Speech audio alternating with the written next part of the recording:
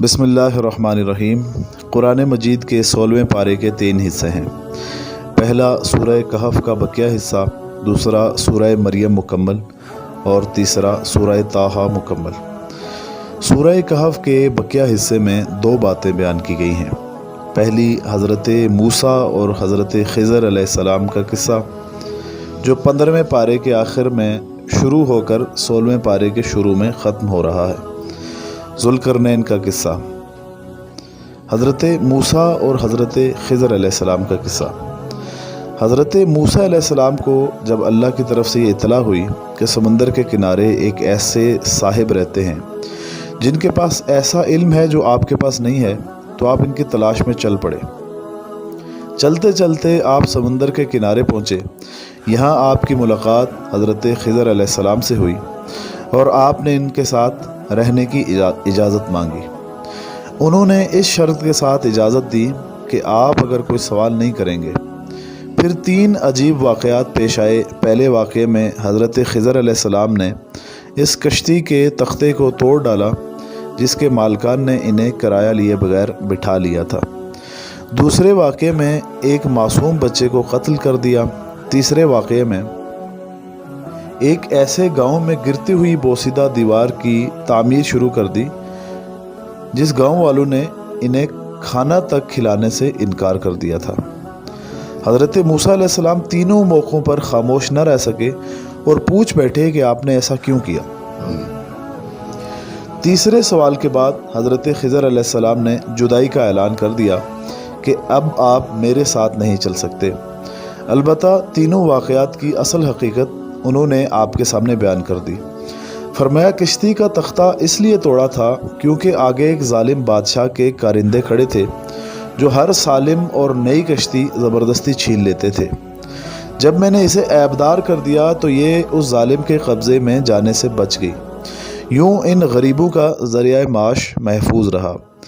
بچے کو اس لیے قتل کیا کیونکہ یہ بڑا ہو کر والدین کے لیے بہت بڑا فتنہ بن سکتا تھا، جس کی وجہ سے ممکن تھا کہ وہ انہیں کفر کی نجاست میں مبتلا کر دیتا۔ اس لیے اللہ نے اسے مارنے کا اور اس کے بدلے انہیں با کردار اور محبت و اطاعت کرنے والی اولاد دینے کا فیصلہ فرمایا۔ گرتی ہوئی دیوار اس لیے تعمیر کی کیونکہ 2 یتیم بچوں کی ملکیت تھی۔ ان کے والد اللہ کے نیک بندے تھے۔ دیوار کے نیچے خزانہ پوشیدہ تھا، اگر وہ دیوار گر جاتی تو لوگ خزانہ لوٹ لیتے اور نیک باپ کے یہ 2 یتیم بچے اس سے محروم ہو جاتے۔ ہم نے اس دیوار کو تعمیر کر دیا تاکہ جوان ہونے کے بعد وہ اس خزانے کو نکال کر اپنے استعمال میں لا سکے۔ حضرت ذوالقرنین کا قصہ، یہ بڑا زبردست وسائل والا بادشاہ تھا۔ اس کا گزر ایک قوم پر ہوا جو ایک دوسری وحشی قوم کے ظلم کا نشانہ بنی ہوئی تھی، جسے قرآن نے یاجوج اور ماجوج کے نام سے یاد کیا ہے۔ ذوالقرنین نے یاجوج ماجوج پر دیوار چن دی۔ اب وہ قرب قیامت میں ہی ظاہر ہوں گے۔ سورہ مریم میں تقریباً 11 انبیاء کرام کا تذکرہ ہے۔ 3 انبیاء کرام کا ذکر قدر تفصیلی ہے۔ حضرت یحییٰ علیہ السلام کی ولادت، اللہ تعالیٰ نے زکریا علیہ السلام اور ان کی اہلیہ کو بڑھاپے میں بیٹا عطا فرمایا جسے نبوت سے بھی سرفراز فرمایا۔ حضرت عیسیٰ علیہ السلام کی ولادت، اللہ تعالیٰ نے حضرت عیسیٰ علیہ السلام کو بغیر باپ کے پیدا فرمایا اور انہیں بچپن ہی میں قوت گویائی عطا فرما دی۔ حضرت ابراہیم علیہ السلام کی اپنے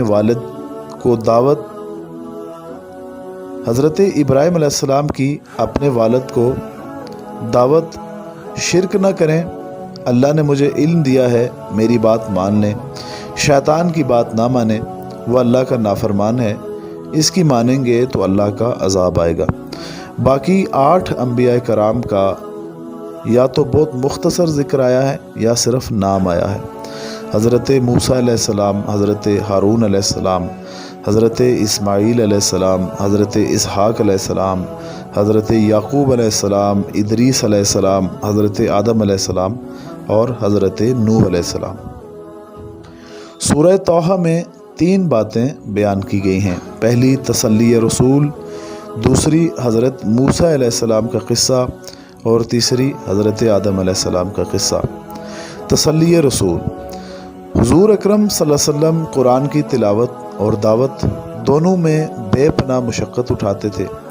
راتوں کو نماز میں اتنی طویل قرات فرماتے کہ پاؤں مبارک میں ورم آ جاتا، اور پھر انسانوں تک قرآن کے ابلاغ اور دعوت میں بھی اپنی جان جوکھوں میں ڈال دیتے تھے، اور جب کوئی اس دعوت پر کان نہ دھرتا تو آپ کو بے پناہ غم ہوتا۔